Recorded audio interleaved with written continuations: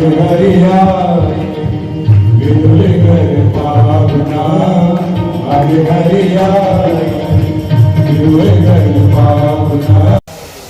हरे कृष्णा कृष्णा कृष्णा हरे हरे। श्रीमद् भागवत कथा के प्रसंग आप सुनते रहते हैं। आज के प्रसंग में बहुत ही दिव्य प्रसंग है कि भगवान दुर्योधन की सभा में जाते हैं। दुर्योधन को बड़ा अहंकार था कि मेरे जितना आयोजन कोई नहीं कर सकता। नाना प्रकार के व्यंजन तो भगवान श्री कृष्ण से वो कहते हैं कि आप दोपहर का समय है, कुछ ग्रहण कर लीजिए। लेकिन भगवान को पता है, भगवान अंतर्यामी है, सबके मन के भाव जानते हैं क्योंकि भावो ही विद्यते देवा। तो भगवान ने मना कर दिया कि मेरे को भूख नहीं है। और इधर विदुर के घर निमंत्रण दिए बिना ही वहाँ चले जाते हैं और विदुरानी के दिए हुए केले के छिलके खाते हैं, गुठली इधर रखते हैं। बड़ा ही दिव्य प्रसंग है, आप सुनिए। और ऐसे ही प्रसंग सुनने के लिए आप चैनल जिन्होंने सब्सक्राइब नहीं किया सब्सक्राइब करिए और बेल आइकॉन दबाइए, ऑल करिए तो आपको नोटिफिकेशन आ जाएगा। तो कितने लोग मेरे से पूछते रहते हैं कि आपका अगला हमें नहीं पता लगता है कि कब आया आपका नया ब्लॉग। तो कृपया वो चैनल का जो सब्सक्रिप्शन है वो जरूर करवाइए, किसी से करवा लीजिए। आज भी मैं लोगों को बता रहा था कथा के आयोजन में, तो प्लीज़ कृपया आप ये मत सोचिए कि कैसे किससे करवाना है। आप सबके घरों में बच्चे हैं तो अपने बड़ों के करें और ये दिव्य प्रसंग सुनिए। बहुत ही सुंदर दिव्य भगवान का ये मंदिर है और बहुत ही दिव्य प्रसंग हैं। कथा करने वाले बहुत विद्वान हैं, तो उनसे ये कथा श्रवण करिए। हरे कृष्णा कृष्णा कृष्णा हरे हरे। भागवत तो सुनने से पूर्व, तुम्हें सुनाने से पूर्व मैं अपने गुरुदेव को याद करते हूँ। मैं मंगलाचरण तो करूँ तब तो तुम्हें सुनाऊं। बिना मंगलाचरण के कथा प्रारंभ ही नहीं होती। आपने देखा हम जब यहाँ बैठते हैं तो मंगलाचरण करते हैं ऐसे ही गुरुदेव मंगलाचरण करते हुए अपने इष्ट को, परमात्मा को, गुरुदेव को प्रणाम करते हुए 10 सर्गों के विषय में बताया है कि अग्रसर्ग विसर्गस्य स्थानमो नमोया मन्वन्तरे सानुकथा निरोधो मुक्तिराश्रया। सुंदर श्लोक भागवत के विषय में बताते हुए 10 सर्गों से निर्मित श्रीमद् भागवत। इसलिए राजन आनंद से विराजो। तब परीक्षित जी बोले, गुरुदेव मेरी कुछ जिज्ञासा है। क्या जिज्ञासा है? बोले मैं सुनना चाहता हूँ कि मेरे विदुर काका कैसे ठाकुर जी उनके घर पहुंचे और मैत्रेय मुनि ने कैसे उनको ज्ञान दिया। मैं सारा वृत्तांत सुनना चाहता हूँ, आप श्री के मुखारविंद से मुझे सुनाइए। तब गुरुदेव सुखदेव मस्ती में झूमते हुए कहते हैं, राजन श्री विदुर जी ने बड़ा समझाया धृतराष्ट्र को कि भैया पुत्र मुंह मत पड़। अरे ये तेरे अपने हैं, पांडव भी तेरे अपने हैं, इनको अधिक कुछ नहीं देना चाहता, कुछ स्थान दे दे जहां पर ये जाके रहे। कोई बात नहीं मानी। दुर्योधन कुपित होकर बोला, जाओ। भला बुरा कहा। विदुर जी ने राज्यपाठ छोड़ के बोले, ऐसे राज्य में मुझे क्या करना रहेगा छोड़कर। पहले तीर्थ यात्राओं पर खूब भ्रमण किया और आकर उसी नगर के सरोवर के मध्य में फूस की झोपड़ियां बना के रहने लगे। बात ठाकुर जी तक पहुंची। श्री ठाकुर जी बोले, कोई बात नहीं है, हम संदेश लेकर जाते हैं और उनको समझाएंगे। अगर वो बात माने, और अधिक कुछ नहीं है, अगर पांडवों के लिए 5 गांव ही अगर दे दे तो पर्याप्त है इनके लिए। भगवान शांति दूत बन के द्वारिका से इंद्रप्रस्थ की तरफ बढ़ गए। जैसे दुर्योधन को पता चला, दुर्योधन ने पूरी नगरी सजा दी कि महाराज द्वारकाधीश कृपा करके पधार रहे हैं। खूब सुंदर नगरी को सजाया। माँ गांधारी बोली, भैया आज तो मैं द्वारकाधीश के लिए स्वयं अपने हाथों से पकवान बनाऊंगी। सब लोग देखने के लिए बैठे हैं कि द्वारकाधीश आज नगर में आ रहे हैं, चलो इनको प्रणाम करेंगे। कोई दूर से प्रणाम करता है, कोई समीप आके प्रणाम करता है। ठाकुर जी इंद्रप्रस्थ की नगरी में चले आ रहे हैं, मुस्कुराते हुए चले आ रहे हैं प्रभु। पर उनकी दृष्टि तो एक ही रही है मेरा काका कहाँ है? वो अपने काका को ढूंढ रहे हैं। अरे मेरा बुजुर्ग काका कहाँ है? मेरा बुजुर्ग काका कहाँ है? ढूंढते ढूंढते जैसे राजमहल में पहुंचे, जो राजमहल में स्वागत सत्कार हुआ, भगवान बोले दुर्योधन स्वागत सत्कार तो बढ़िया हो गया, और एक बात सुन, इसकी कोई आवश्यकता नहीं है। फिर बोले मन की इतनी सी बात है, मैं एक संदेश लेकर आया हूँ। क्या संदेश लेके आए हो? बोले भैया पांडव कोई अलग नहीं है, तुम्हारा अपना परिवार है, तुम्हारे भाई हैं, इसलिए चिंता मत करो, अभी कुछ मत दो, एक काम करो, इनको 5 गांव दे दो बस। 5 गांव से ही इनकी गृहस्थी का निर्वाह हो जाएगा, आनंद से रहेंगे, इतना कर लो। क्रोध में भरा हुआ था, टमाटा हुआ दुर्योधन बोला, हे द्वारकाधीश आप कैसी बात करते हो? मैं उनको 5 गांव दे दूं? प्रभु अरे मैं बिना युद्ध के तो सुई के नोक के बराबर भी स्थान ना दूं उनको। ठाकुर जी बोले भाई तुमने सुना होगा युद्ध के बारे में, कहानी किससे में सुना होगा, दादी ने सोते समय तुझे सुनाया होगा, तू जानता नहीं है युद्ध के बारे में? अरे न जाने कितनी माता विधवा हो जाती हैं, कितने बच्चे अनाथ हो जाते हैं, कितने लोग बेघर हो जाते हैं। अरे कोई मजाक की बात नहीं है, युद्ध कितनी सेना मारी जाती है।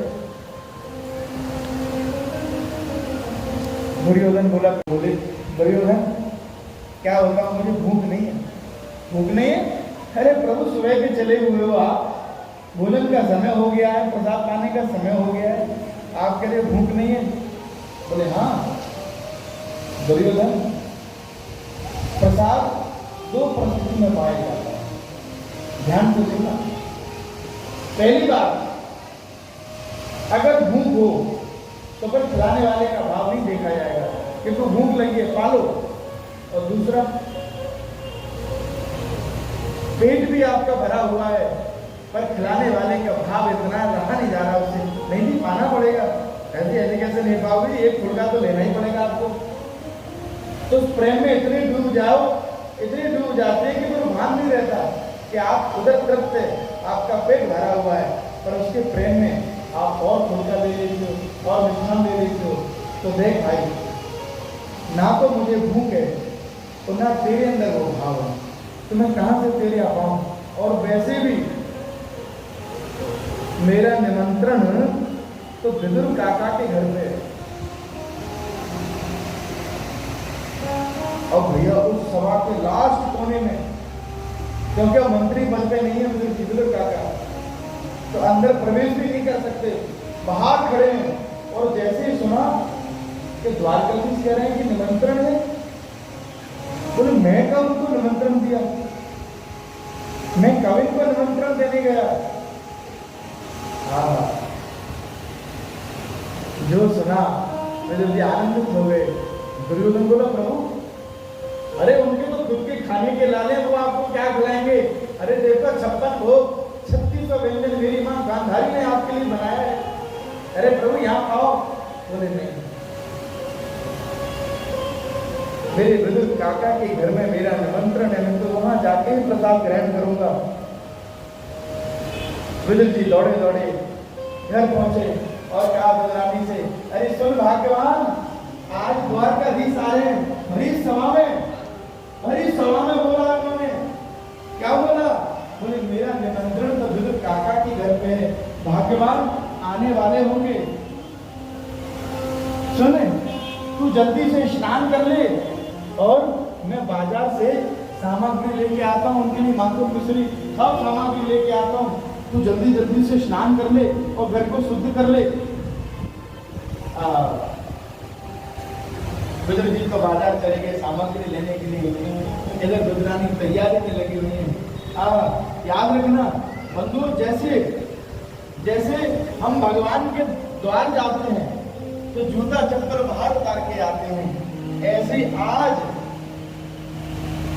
द्वारकाधीश नंगे पांव विदुर काका के घर जा रहे हैं। आज चरण पादुका उतार दिए, नंगे पांव चले जा रहे हैं। अब इधर जैसे दरवाजा बजाया, अंदर रुद्रानी स्नान कर रही थी और क्या बोले, अरे काकी, ओ काकी, अरे दरवाजा तो खोल। जो इस मधुर ध्वनि को, भगवान की मधुर वाणी को जो सुना, रुद्रानी ने आनंदित हो गई, सुध बुध भूल गई कि मैं स्नान कर रही हूँ, मुझे वस्त्र पहन के बाहर जाना, सब भूल गई। वो तो क्या, जैसी आवाज को सुना रुद्रानी जी द्वार पर पहुंची, जो दरवाजा खोला, जो देखा सामने द्वारकाधीश खड़े हैं, द्वारकाधीश को प्रणाम करने लगी। आहा, श्री द्वारकाधीश प्रभु बोले, अरे काकी क्या करती हो। अपना द्वारकाधीश ने पीताम्बर अपने स्कंद से उतारा और रुद्रानी को उड़ा दिया, क्योंकि वो तो स्नान कर रही थी। अरे काकी तू तो भूल ही गई। अरे नाय नाय नाय प्रभु, मैं कैसे भूल जाऊंगी आपको। प्रभु अभी दरवाजे तो अंदर नहीं है। प्रभु आज आपने कितना अनुग्रह किया। अभी दौड़े दौड़े वो हमसे कहने लगे, दौड़े दौड़े चले आए, अरे भाग्यवान, आज द्वार पे द्वारकाधीश पधार रहे हैं, आपने भरी सभा में कितना मान बढ़ाया। ठाकुर जी बोले, काकी अंदर बुलाएगी कि भारी बात तलब कर लेगी सब लोग। हाँ हाँ चलो चलो प्रभु, अंदर आओ, अंदर आओ, अंदर बिराजो, अंदर बिराजो। जैसे अंदर लेके गई, अब बोली, द्वारकाधीश कहाँ बैठा हूँ आपको, अगर मैं चौक में बैठा हूँ ये तो अभी शुद्धि नहीं है। चलो अंदर चलो प्रभु, अंदर ले गई। प्रभु रसोई में बिराजो आप, ये शुद्ध है। अच्छा, भाव के इतने आधीन हो गए आज हमारे द्वारकाधीश, सब कुछ भूल गए। भगवान भावग्राही जनार्दन है, वस्तु को ग्रहण नहीं करते, भाव को ग्रहण करते हैं। अरे जो वस्तु आप चढ़ा रहे हो उसके अंदर भाव क्या है, भगवान उसका भोग लगाते हैं, वस्तु का नहीं लगाते। रुद्रानी बोली, प्रभु इस चौकी पे विराजो। देखा ना प्रभु, आप आगे चलो, उस कोने में बैठा तो आपको वो जगह और अच्छी है। पूरे चौका में घुमा दिया और उसके बाद में वो चौकी को उल्टी रख दी, सीधी नहीं रखी, उल्टी चौकी रख दी और कहा इस पे विराजो। और बड़े भाव से रुद्रानी गा रही है, बड़े भाव से गा रही है तो प्रभु आज ऐसे कृपा करके पाए। आज हरि आए विदुर घर पावना, आज हरि आए, आज हरि आए विदुर घर पावना। बड़े भाव से बैठी है, ये झोपड़ी मेरी नहीं है। तो आज हरि आए विदुर घर पावना, आज हरि आए विदुर घर पावना, आज हरि आए विदुर घर पावना, आज हरि आए विदुर नहीं घर थी विदुरानी, विदुर रही घर ही विदुरानी, विदुर नहीं घर थी विदुरानी, विदुर नहीं घर ही विदुरानी। आवत देखे सारंग पाणी, आवत सारंग पाणी। जैसी देखा ठाकुर जी तो भावक रहे, अब भूल गए, चौकी पर बैठ गए, उल्टी चौकी के ऊपर बैठ गए। ठाकुर जी मुस्कुराते हुए बोले, काकी, ओ काकी, हाँ बोलो बोलो, बड़ी जोर से भूख लागी है, सुबह से निकसो भया हूँ। ठाकुर जी ब्रजभाषा में कह रहे हैं, अरे मैं तो सुबह से निकसो भया हूँ, बड़ी जोर से भूख लागी है। कछु है तेरे पास पवावे के ताई। रानी बोली है ना, काका आने वाले होंगे। अरे काकी न जाने कब तक आओगे। से पहले तो मेरे पेट में ऐसे दौड़े, ऐसी भूख लगी है, कछु तो मोटू बाबा। अच्छा चलो रुको रुको, मैं लेके आती हूँ। हाँ, दौड़ी दौड़ी गई, केला लेके आ गई।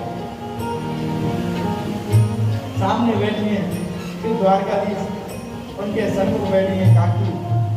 हाँ, केला लिया, छील नहीं है। केला भवोत प्रेम सोलाई, केला भवोत प्रेम सोलाई, केला भवोत प्रेम सोलाई, केला भवोत प्रेम सोलाई। गिरे गिरे सब। और देखो अब जैसी छीला, छीलने के बाद क्या कर रही है, अब उनको सुध नहीं रहा मुझे क्या पवाना है क्या नहीं पवाना। वो क्या कह रही है, प्रभु आपने भैया को कितना परेशान किया ब्रजमंडल में है। अब गिरी गिरी जो फल है उसको तो फेंक देती है और छिलका लेके ठाकुर जी के मुकाम भोज में दे देती है, छिलका लेके दे रही है। गिरे गिरे सब प्रभु देत गिराए, गिरे गिरे सब देत गिराए, गिरे गिरे सब प्रभु देत गिराए, गिरि गिरि सब देत गिराए। छिलका देत श्याम मुख माही, छिलका देत। श्याम मुख माही, हाँ, फल को तो बाहर फेंक दिया। एक बात आपसे कहें, दुर्योधन ने कहा था, सेनाओं को भेजा कि जाओ जाके वहां खड़े रहना, विदुर जी के घर में कोई सामग्री नहीं जाए बाजार से, याद रखना कोई सामग्री नहीं जानी चाहिए। आज मैं देखूं कैसे द्वारकाधीश उसके निमंत्रण को स्वीकार करते हैं, क्या पाएंगे उसके खुद के लाले हैं। भगवान भक्त का मान बढ़ा देते हैं। वो जो गिरी है, जो फल है, ऐसी काकी फेंक नहीं है कि वो बाहर जा रहा है और जाके सेना में लगता है, सेना उठाता है। हमारे महाराज तो कह रहे थे कि कोई सामग्री अंदर नहीं जाए, अंदर तो इतना भरा पड़ा है कि अंदर से माल बाहर आ रहा है। थोड़ा थोड़ा सेनापति भागा भागा गया। अरे प्रभु आप तो कह रहे थे कि कोई भी वस्तु विदुर जी के घर में नहीं जाए। प्रभु उनके घर में तो इतना भरा पड़ा है कि देखो प्रभु के फलावली क्या है, ऐसे बाहर कितने पड़े हैं और वो तो फेंकती जा रही है। लगता है अंदर अंदर ही अंदर बड़ा सामग्री रखी हुई है। दुर्योधन की भी बुद्धि घूम गई, ये क्या हुआ। कितना भक्त, कितना भगवान अपने भक्त का मान बढ़ाए। अब जैसे ये तो पा रहे हैं, वार्तालाप चल रहा है, ठाकुर जी से संवाद हो रहा है, सब सुन रहे हैं। अब इतने में इतने माई विदुर घर आए, इतने माई विदुर घर आए, इतने माई विदुर घर आए, इतने माई विदुर घर आए। घोरे घोटे वचन सुनाए, अपने कोटे वचन सुनाए। विदुर जी बोले क्या बाबरी होगी। अब इधर तो उनका संवाद चल ही रहा था। विदुर जी ने आके देखा, ये बाबरी क्या रही है वहां के बाद। अरे फल को तो बाहर फेंक रही है, छिलका प्रभु को दे रही है। विदुर जी ने काकी को हिलाया, अरे भाग्यवान कहाँ है तेरो ध्यान, जो ध्यान भंग हुआ। हाँ हाँ, अरे करती क्या है, तू कर क्या रही है। अरे तू जाने ना तू कर क्या रही है, तेरे सन्मुख द्वारकाधीश बैठे हैं, फल को बाहर फेंक रही है, छिलका भगवान के मुख में दे रही है। अरे तेरी मति कहाँ गई? ऐसे शब्दों को कहते हैं खरे खोटे सुनाना। खरे खोटे वचन सुनाए, खरे खोटे वचन सुनाए, कहे विदुर जी तुम विदुरानी, कहे विदुर जी सुन विदुरानी। कहाँ ध्यान है तेरा? कर क्या रही है तू? अरे इतना तो ध्यान रख ले, क्या प्रभु को देना है क्या नहीं देना है। और सुन, हाथ जोड़ा, हे प्रभु, हे द्वारकाधीश, अबोध है, इसको भान नहीं रहा। अरे आपके प्रेम में इतनी मस्त हो गई, इसको पता ही नहीं चला क्या देने की वस्तु है, क्या ग्राही वस्तु है, क्या उच्चिष्ट वस्तु है। अरे कौन पाने की है, कौन फेंकने की है, ये भूल ही गई आपके भाव में। क्यों? भगवान कुछ नहीं लेते। हाँ, हे श्याम सुंदर, अपराध हो गया, क्षमा करो। प्रभु ये लो माखन पाओ, ये माखन पाओ, माखन। मैं माखन मिश्री ताजा आपके लिए लाया हूँ। अरे आपने खूब ब्रजमंडल में माखन मिश्री पाया है, ये लो। जो विदुर जी ने माखन मिश्री दी, अरे अपने मुख मंडल में रखो प्रभु। जो द्वारकाधीश ने अपने मुख में रखा, जैसे पानी लगे, द्वारकाधीश बोले, काका एक बात कहूं? हाँ बोलो प्रभु, एक भी, आप तो कई बात बोलो, 4 बोलो, हम सुनेंगे आपकी क्या कह रहे हो। बोलो प्रभु बोलो। बोले काका, जो स्वाद काकी के केलों के छिलके में आ रहे थे, आज इस माखन में नहीं है। अरे ये माखन में वो स्वाद नहीं है जो काकी के द्वारा दिए हुए केले के छिलके में स्वाद आ रहा था। काका मैं क्या करूं, कितना आनंद आ रहा था। सच कहूं तो काका आपने आके रस भंग कर दिया। प्रभु क्या पसंद है आपको?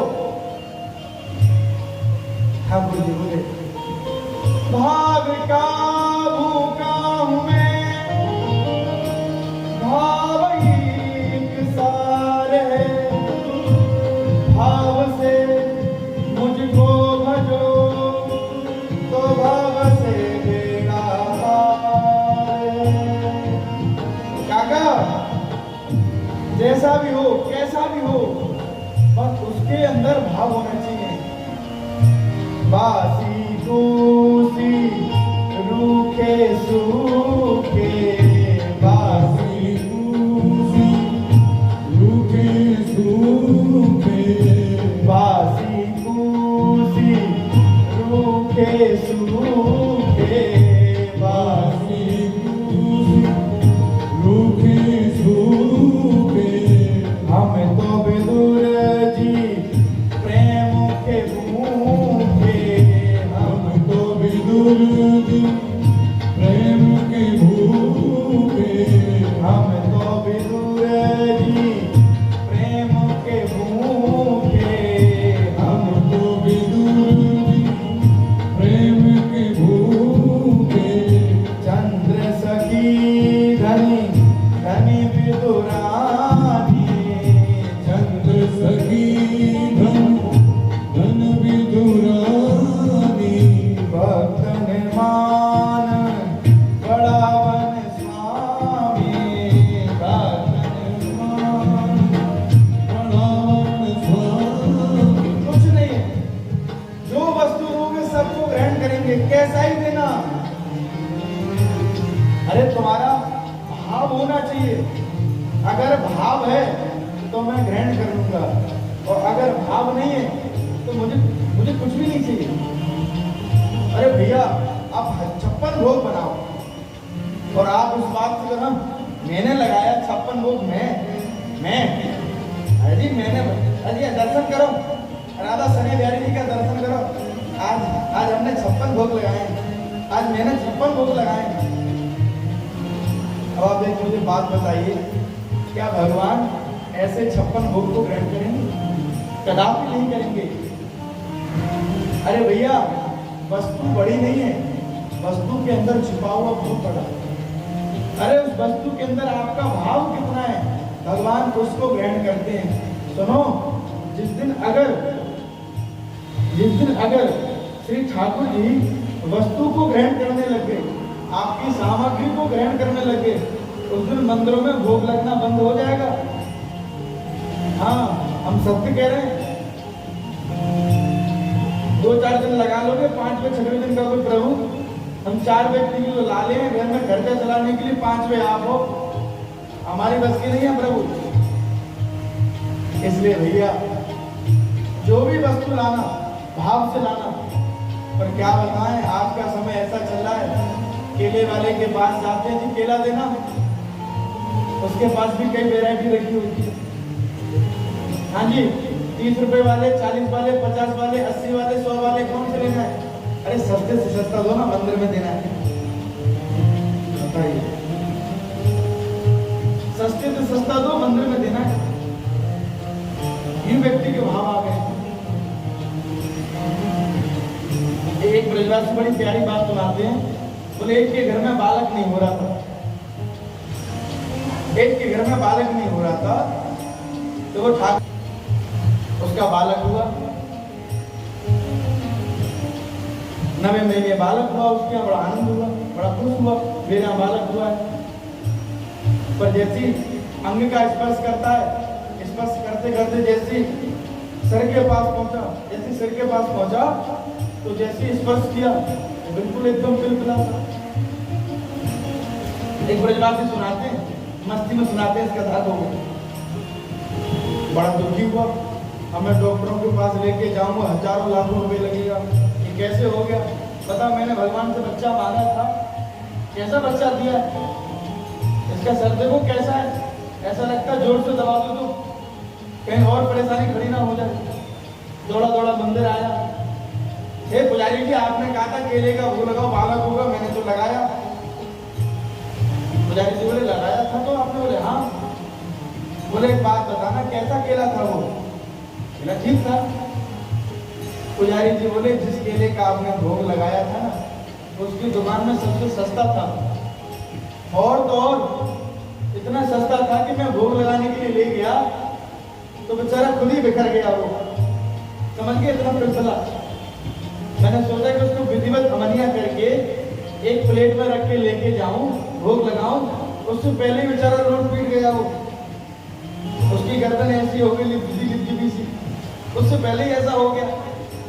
तो जैसा तुम्हारा केला था, जैसा तुमने भगवान को भोग लगाया था, वैसे भगवान ने आपको फल दे दिया।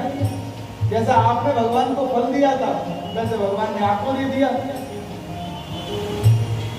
तो खैर, एक ब्रजवासी सुनाते हैं, आप सत्य है सत्य हमको तो नहीं पता, हम पहले ही स्पष्ट करके चल रहे हैं। नहीं, आप हमसे को क्या प्रमाण है? इसका हमको कोई प्रमाण नहीं, हमको सुनाया था एक ब्रजवासी ने। इसलिए भैया, भगवान भाव के भूखे हैं। अगर भाव है तो भगवान वस्तु को ग्रहण कर लेंगे, तो भाव नहीं है तो सब बेकार है। रूखे सूखे कैसे भी हो,